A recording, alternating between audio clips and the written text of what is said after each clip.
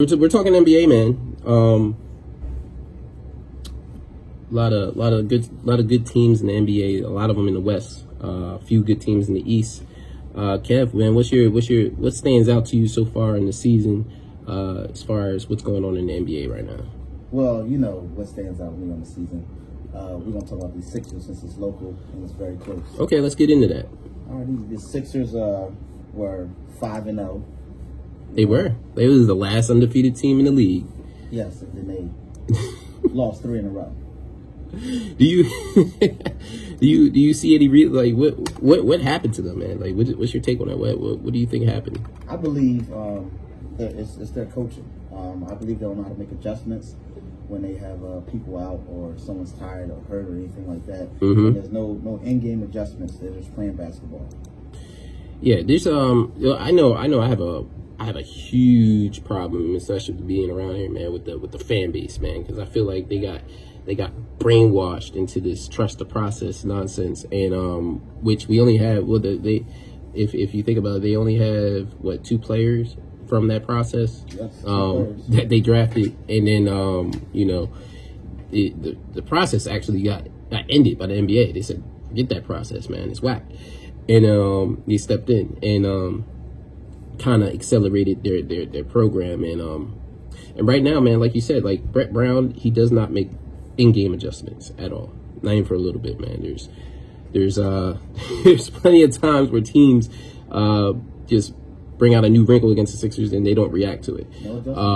One thing he doesn't do is coach this team up down the stretch. This team constantly makes turnovers down the stretch. They can't execute any plays down the stretch. They don't even know who their go-to guy is. They have a point guard that refuses to take jump shots, just to even open up things for the rest of the team. Now, don't get me wrong, they're really talented, man, and when they're healthy, they got a formidable starting lineup that can beat any team in the East. But it seems like everything has to be perfect. Like, they have to be perfectly healthy because they don't have the depth. They don't have the depth. So after you get past your top 6, top 7 players, then it's just like it's a free for all on who's going to compete. So what's your take on the Sixers moving forward? What they can do in the East? Ben Simmons and his limitations, and they definitely won last night. They got back on track with the Hornets last night. But what's your take on the Sixers moving forward and what they can do possibly throughout 82 games? Well, I believe the trust the process thing, like you talked about, is to the guys are like expect to lose but hope to win. That's trust the process. That's what I believe in. That it means, but the players they have now, they'll be a great regular season team. I don't believe that team could win a championship as it's constructed. They need bench depth. That's what I've been saying. Yeah. They need bench. They need bench players. They need shooters still. The same problem they've been having, shooters. Yeah. That's what they're missing. Yeah, and they definitely lost J.J. Redick. But it was weird. It's a weird loss because they needed perimeter defense help. And that's what they got in Josh Richardson. But he's definitely not the shooter that JJ is, and JJ is a sharp shooter. So it's just like they don't have that sharp shooter. They're weird. They're constructed in a weird way. Their top 2 players both have limitations where I think Embiid has plenty of skill. He just kind of moves slow with his moves, man. He telegraphs his moves. Very slow. He has to speed those moves up because you can see the moves that he's getting into. Like, you can just see everything that he's doing. You can see that he can do it. He got the skills to do it. It's just, if I see it, the defender sees it. And that's why it was huge for them to get Al Horford, because Al Horford was the one that used to body him out the post, him and Baines. They used to body him out the post and make it very difficult for him. And it kept them from the paint, and getting Al Horford actually boosted them because now it's not, when they do go up against a Boston, it's like, all right, now we can use our size against them.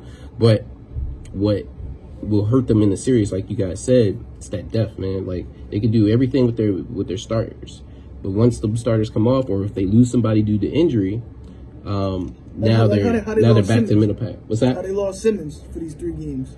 See, but what's crazy to me is, like, all right, you lose Ben Simmons, right? And you're supposed to be the best team in the East. he lose Ben Simmons, but last time Ben Simmons played a basketball game, he dropped 6 points in Phoenix without Embiid there. So how does that now? How does that? You're supposed to be a superstar. You're supposed to be this all-star player. You're supposed to be this great player, great point guard. And when your best player is out, you only provide 6 points. Like the refusal to be an offensive player and an offensive force, especially when they needed it. I can see Embiid's on the floor and you drop 6 points. Okay, and y'all win, but drop 6 points, y'all lose, and Embiid's not there. I don't accept that, man. Like, I think we overrate. I think he's overrated. I think Embiid's a little overrated. I think they're constructed in a weird way, and they definitely got to make some moves. That's Elton Brand. He got to make some moves to get some shooters in there. What do you guys think?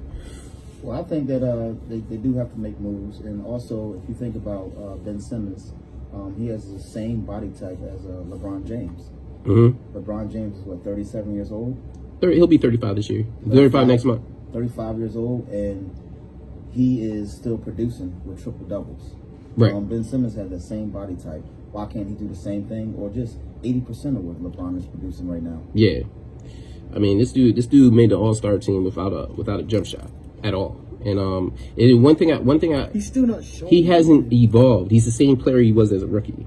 He hasn't evolved. And I think that's a major problem, man, because for the Sixers to go over the top, three things have to happen.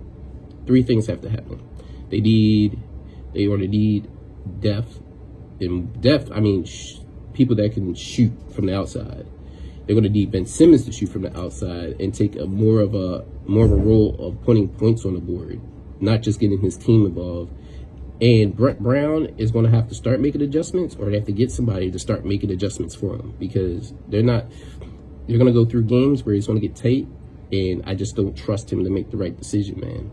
And one thing about the Sixers fan base, man, they definitely rally behind this team, man. They just they disregard all the flaws and the obvious flaws that we all see, and they just stick with this tip like, oh no, we're good. It's a 3-game losing streak breeds losing. Now I'm happy for them that they got out of it, bounced back against Charlotte, but you don't want to go through seasons and have 3-game losing streak there, 5-game losing streak there. So they're definitely going to need some help.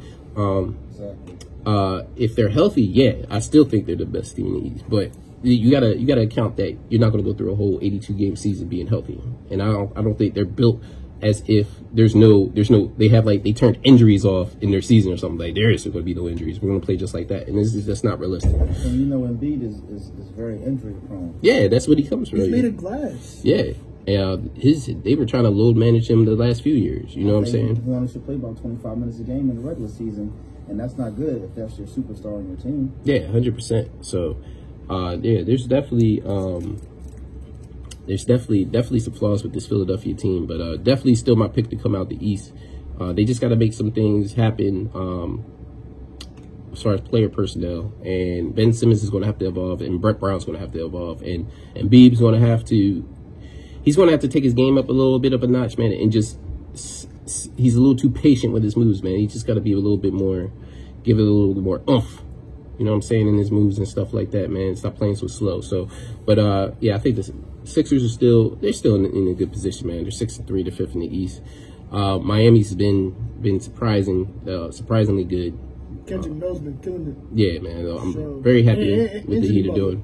Very happy about what the Heat are doing. Yeah. Well, I think Jimmy Butler's just angry right now. I love it. He's very angry right now. He's trying to prove a point because everyone says he's overrated. That's all I see online, on talk shows and radio shows, ESPN. They think Jimmy Butler cannot carry a team and he's overrated. Yeah, I said I love the way he's playing, man. Like I enjoy it. I want more of that. Give me more of that. Give me more of that angry play, man.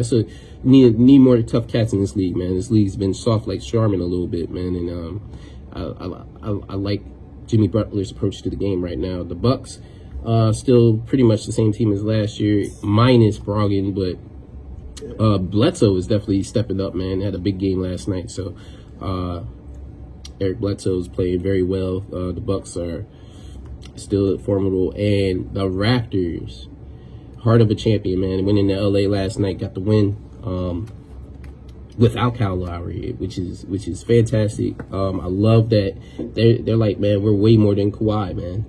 We're a lot more than Kawhi. We got Marc Gasol, we got We got Kyle Lowry, who didn't play last night. We got Serge Ibaka, who didn't play last night.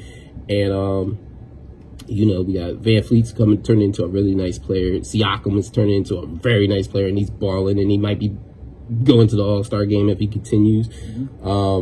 Very tough team, man. Tough team, gritty, champions. And they're playing like champions. Second team in the East right now. And that's coaching staff. Yeah. That's what we're talking Nick about. Nurse. The top player, Nick Nurse, is a great coach. Give him his top props. Players out, you still get wins, you still find a way to win, you still make adjustments. That's what we talk about coaching. Right. 100%, man. I totally agree with you. And at the top of the East, man, we're looking at the Celtics, man, who, I mean, definitely physically got outplayed by the Sixers in Game 1. But since then, it's been the best team in the league. So, what's your take? I know you're a big Celtics fan. What's your take on the Celtics and what's going on with them? I believe right now, regular season, we're going to do very well. I believe in that. I'm going to take my Celtics, fandom out the equation right now. But I believe with our coaching staff, he really doesn't give his prop. He can get his prop from fans that really don't watch basketball. Right. That makes a lot of sense. Dad, what do you think about the Celtics and any other team on top of the East right now? It's a different team replacing Kyrie for Kemba. Kemba could. I think Kemba leads this team further than Kyrie did.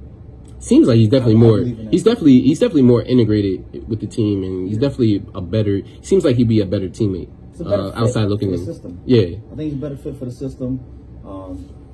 I think in our offense, we need a tough point guard, not flashy. We need someone tough. Get the ball like a Bledsoe. He'll be great for the Celtics. Somebody like that. Those type of players. Yeah, that makes a lot of sense, man. So right now, guys, man, we thank Kev for being on the show. Hey guys, what's up? I'm Em, and this is Sports Yak. So basically, we're going to be talking all sports all the time. Make sure you subscribe, comment, like, share, all that. We want to hear from you. We want to see you. We want to interact, and we're looking forward to everything. So tune in.